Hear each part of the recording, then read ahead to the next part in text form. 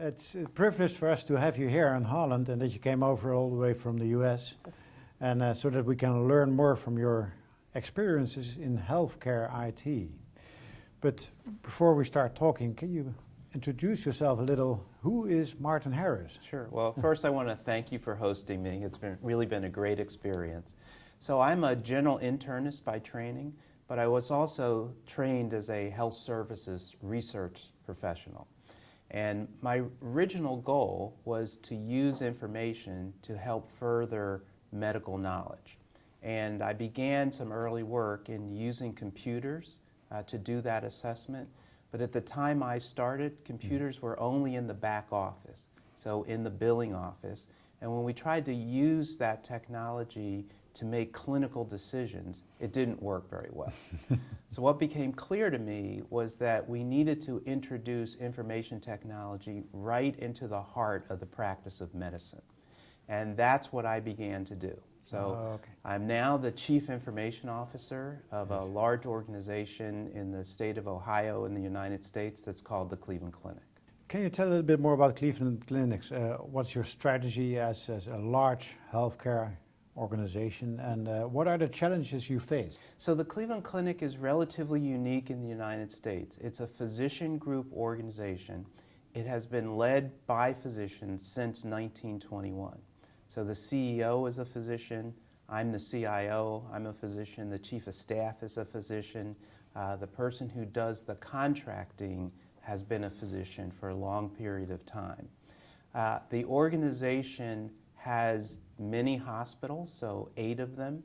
It employs 2,600 physicians, and then we work with another 5,000 physicians scattered across Northeast Ohio.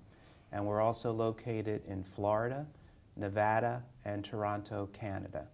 And currently we're building a brand new 400-bed hospital in Abu Dhabi in the UAE. So what is the mission of the organization? It really has been the same mission since 1921, and that is to deliver the best possible care to the patients we serve, and to generate new knowledge to advance the practice of medicine. And so we've been working on that for 90 years now, but I've only been with the organization for about 16. The reason I was attracted there is that they were at the point where they too wanted to use information technology to advance the practice of medicine. And that's what really drew me to the organization. They understood that continuing to record information on paper and then trying to translate that into new medical knowledge was not the way to go. And that introducing information technology directly into medical practice could advance our quality agenda, delivering the best care, also advance our safety agenda, making sure it's absolutely reliable, and also position us to deliver that care at the most cost-effective price. So the mission of the organization, as I said, remains fairly simple: to deliver the best possible care. The mission of my organization is to enable that through the effective use of information technology. Okay, that's about the role of IT in healthcare, which is an increasing role, I guess. So it's a very important point. So historically and even currently in the United States, you will hear about information technology projects, and I believe that over the next 10 years, the distinction between the practice of medicine and information technology will go away, and that there will be a point where you can't imagine practicing medicine without having information technology tools. They'll be one and the same. There'll still be some infrastructure. Networks always have to get faster. Pictures always have to become clearer. That's the pure technology part. But the part that allows a doctor to understand either the patient who's sitting right in front of them or the 1,000 patients that aren't sitting in front of them is going to be driven by these information technology tools that redefine the practice of medicine and the relationship between a patient and an individual caregiver. Okay. So there will be a lot of changes in future. And how will the relationship of the patient with the doctor be affected by this IT? Yeah. So let me give you an example of that. So we've been working on this now for just over a decade. Mm-hmm. And I think that many people can understand that this new technology, health information technology, had to go into the doctor's office and into the hospital. Mm-hmm. So in our organization, all orders, all results, all notes, all prescriptions are done on a computer, whether the patient's in the outpatient department or in the, on the inpatient side and in a bed. Mm-hmm. But that's just the beginning. That's thinking about medicine in the old way. Yes. In Yes. the new way, your care provider and where you receive the care will change, and that there will be more care providers who may or may not be part of the same organization, Mm-hmm. but because of these new information tools, can work together and be focused on making the best clinical decisions for a given patient. Let me give you an example. Okay. So one of the tools that we've deployed is called a personal health record. Yes. Many people call it a patient portal. So all of our patients have access to their medical records 24 hours a day, 7 days a week. Mm-hmm. They can do it from the comfort of their home, or they can do it from halfway around the world. They have the expectation that they can see the information about them. But more importantly, they can also see what their clinician is thinking about that information at the same time. So what we're doing is reestablishing the relationship with the patient, and now distance no longer makes a difference. It's the sharing of common information Mm-hmm. and sharing of tools that really makes the difference and establishes that relationship in an ongoing way. The other example I would give is that we are now deploying a number of tools Mm-hmm. that allow us to know something about the patient, Yes. no matter where they are, but Yes. not just descriptive information, but actually their physiologic information. Yes. So if you think about a diabetic patient, a couple times a day they prick their finger Mm-hmm. and they record that value in the little machine. Well, that's digital information, and that information can be acquired, pushed across the internet, put into the electronic medical record that their doctor Yes. uses, have the computer analyze it, determine whether it's normal or not, Yes. push it up to their doctor, Yeah. and then have their physician give them instructions which they receive through that personal health record. So it's going to fundamentally change how we think about the delivery of care, Yes. and begin to move it from something that can only happen in a doctor's office or a hospital bed to a service that can be delivered to anyone, anywhere, and any time that they need it. You're talking about a fundamental change in the relationship between patients and doctors and the way the doctors work together, Yeah. doctors inside the organization and outside. What is your role as a CIO? Is your role extending and govern the whole state of Illinois or, Yeah. or Ohio? Or, Yeah. So it's a great point. Yeah.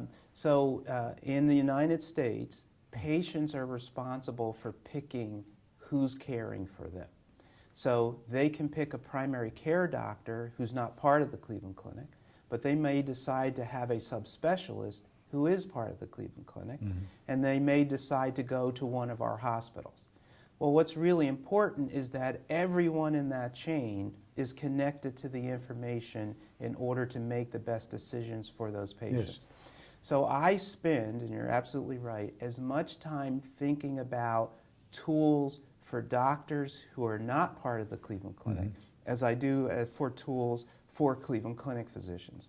Just like I spend as much time thinking about tools for patients, because they have to have better tools if they're going to be active participants in their own health and healthcare decision making. Yes. Those are developments which you described here. They are fantastic for the patient, I think, and also for doctors. Is it by design or is it just a development in the US? And if it is by design, what's your role in that? Yeah, so it's again a great question. The Cleveland Clinic has been at the forefront of using this technology, and it was absolutely by design. Right around the year 2000, we developed the strategic plan, and that was at the height of the internet craze. Yes. But we made a decision that we weren't looking at the internet as a way to just communicate information. Yes. But we saw the internet as a way to redesign the way we could deliver service. So 10 years ago, we imagined all the connections that would be necessary. Connections to patients, connections to doctors, thinking about doctors that are 3,000 miles away or 10,000 miles away, as well as the ones that were right on our campus. So we created that vision. It's a patient-centric vision. Yes. And we began a development process from there. Okay. Now, it was very early on in the information technology space, so we had to do it a little more piecemeal. So we picked the tool that we thought would be the best, and we started on the ambulatory side because that's the product that was the most advanced. Yes. But one of our underlying tenets was that we wanted integration all the way through to the hospital side, through to the patient, through to other physicians. So we worked with that vendor to make sure that at the end we truly had one product at the core, because once you have that, we can leverage it for each one of the constituencies that we wanted to serve. Okay. It touches the heart of the organization, IT. What's your position in the board? And what's your relationship with the CEO? Because the CEO should approve all these fantastic developments. Absolutely, and it is a great question. And when you think about the responsibility of the CEO, it really is to drive the organization to deliver on that promise of great care to patients. What was clear is that the CEO had to understand the importance of information technology in delivering on that promise. So again, when I started, relatively unusual, not so unusual today, but I report directly to the CEO. Okay. And so I'm a member of the executive board, which includes the CEO, the CIO, the chief financial officer, and the chief operations officer are sort of the core individuals. Now, where are all these ideas for innovation coming from? Is it from the IT chain, which says these are the possibilities and let's go for it? Or is it a single person in your organization? Or how does... No, so this is the great part. I would say 10 years ago, a number of the innovations were really coming out of the technology side of the organization, but they were primarily enhancements in infrastructure, the wireless network, a computer that didn't have to be plugged in, the ability to get some information on a handheld device. What's really exciting today is that the innovations are really coming from the practitioners, the physicians and the nurses themselves, and the other administrative personnel. So let me give you one example. Today, if you are a patient and you have a particular clinical problem, remember we have 2,600 physicians. So which one are you going to call? Well, in the past, you had to have some idea of what your problem was. You then had to call the hospital, ask for that department, talk to someone, and hope that that person could actually book the appointment. If they couldn't, they would have to transfer you somewhere else. Today, we meet a promise that says the patient calls one number, talks to one person, and that person will book the appropriate appointment. How is that possible? The answer is the information technology for scheduling makes that person intelligent enough to schedule for over 100 different medical problems and do it correctly so that you're matching up the right patient and their problem with the right physician without having to transfer them around. It's only possible through technology. For the future, what do you see as the major opportunities now? We've entered the internet time period, and you've scheduled all the new connections with patients and relationship with the physicians outside the hospital. How does the world look like around Cleveland clinics in the coming 5 years? Sure.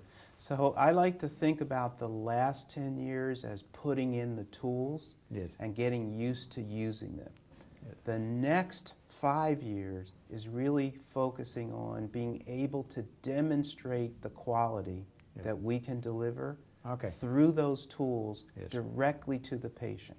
When a patient comes into a facility, Mhm. they should be able to know just how good that organization is Yes. at managing their particular disorder. So that would be one. Yes. The second is they should know that when they leave the organization, they will still be connected to their care team. Okay. Yes. And that third, that they actually have tools that are sophisticated enough to help them be active participants in their own health and healthcare decision making. Thank you very much. Thank also. you. Thank you, Martin. Okay.